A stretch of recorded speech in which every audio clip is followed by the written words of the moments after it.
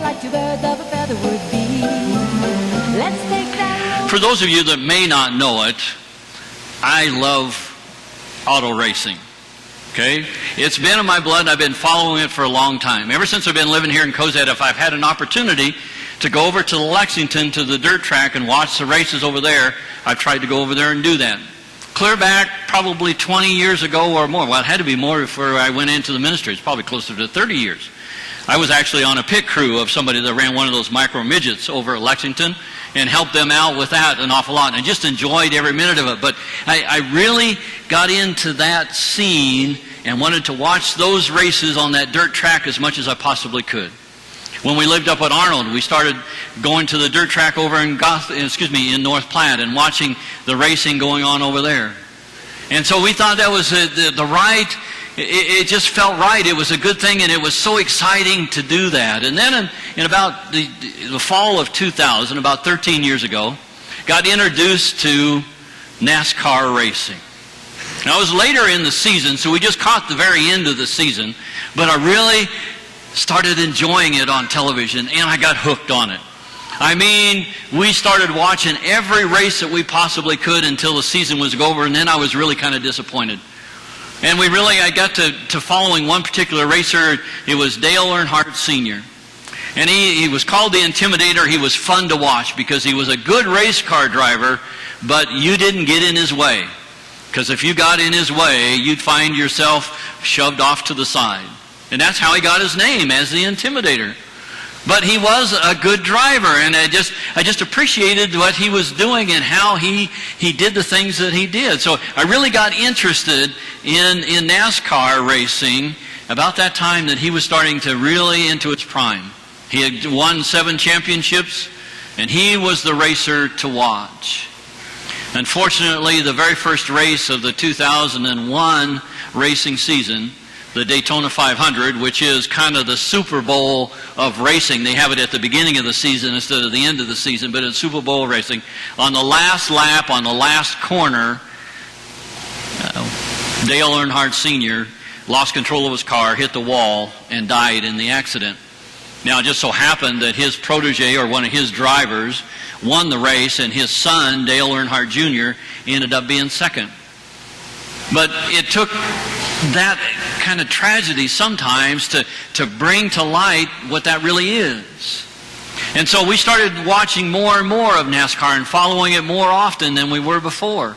And pretty soon I was hooked into NASCAR. And I really loved to watch it. And so we decided we were going to take a vacation to Florida. And if we were going to go to Florida, we were going to go to the Daytona 500. And we were so excited about the trip we were going to do. We got a package deal, and they bussed us in. And the first time that they pulled up in front of the track, I mean, I was so amazed. I mean, I was so used to this little track like over at Lexington. If you've been over there, it holds about 50, 60 people in the grandstands, and that's about it. I mean, it's not very big. Oh, maybe a few more than that. 100, 150 people might show up. North Platte's about the same way. Okay? So it's a small venue. And you step into that stadium or into that track at Daytona, at the Daytona International Speedway, 2.5 miles around the track. It's got a full-size lake in the middle of the track. They can do speedboats. They were skiing while the race was going on. And they got campgrounds. When the campgrounds are full and the stands are full, there is 220,000 people watching the race. That's almost as many people live in the town of Omaha. It was hard to imagine. I was amazed. I was astonished. I was in awe. I had an opportunity to go down to the infield. Carolyn stayed up in the stands. We got good seats, clear up in the top edges of one of the grandstands so that we could see the whole track. I was down in the infield, and Carolyn was just a tiny little speck. I could just barely see where she was at. We went early enough that we were the only ones in the stands for a while, so I could pick her out. But it was a huge track. I was amazed. I really was. And it does take a little bit to amaze me. But in that particular instance, I really was amazed. And I admired the facility because it was so big, so massive in what it did. Jesus said to the crowd that day, "What did you come out to see? What did you expect when you came from your home, came down to the Jordan River to see this man, John? Were you expecting a man standing there in glorious robes? Were you expecting someone who was going to proclaim the message all at once? What were you expecting to find? Were you expecting something that you could admire? Or were you expecting your life to be changed?" Now, I would imagine that most of the people that showed up to hear what John had to say didn't really expect their life to be changed at all. They were just curious about the man, until they started hearing the message that John had to proclaim. That something better, something new, something glorious was coming after him. He wasn't talking about himself. He was talking about somebody else that was greater than he was. In fact, John put it this way: "I'm not even worthy enough to carry around his sandals." Or as some interpreters say, tie his sandals. So John put Jesus in the right perspective, and he told people, "You need to come to see me, to be baptized with a baptism of repentance, to turn your life around." And all John was trying to do was to get the people prepared for a new kind of person to show up, and that be Jesus the Christ. He came funny, dressed in funny clothes and carrying kind of a funny message, but yet it was a message that people needed to hear.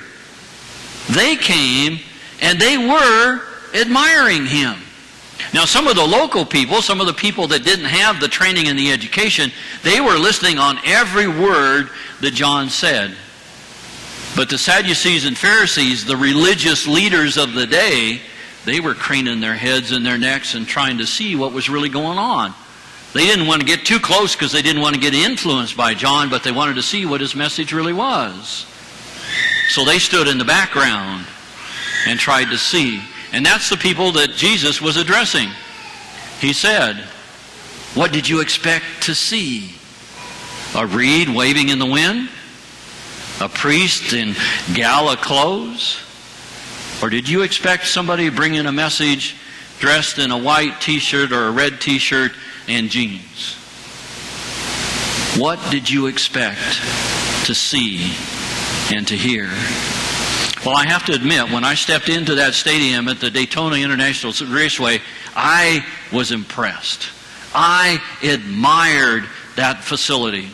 It was so great and grand. I just knew the race was going to be fantastic, and it was. So what do we expect? Do we expect a good show? Do we expect something to move us? Or do we expect something completely on the outside of that?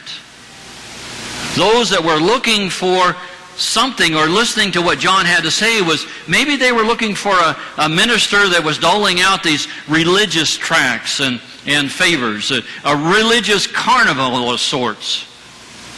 What they didn't realize is what they were witnessing, that people's lives were going to be changed forever. That what he was talking about and what he was the forerunner of this Messiah that was going to change the world. And they began to hear the words of redemption. But all they wanted to do was to go back to their quiet comfort zones and forget about what he had to say. But John was calling them to do something different. He was calling them to live their lives according to what God wanted them to live it. The same kind of message we hear today. When we read this episode in Matthew's Gospel, we're challenged to reconsider what we're expected to do as followers of Christ. What do we expect to find in our neighborhoods once we leave this church? Who do we anticipate are going to be the recipients of our ministries?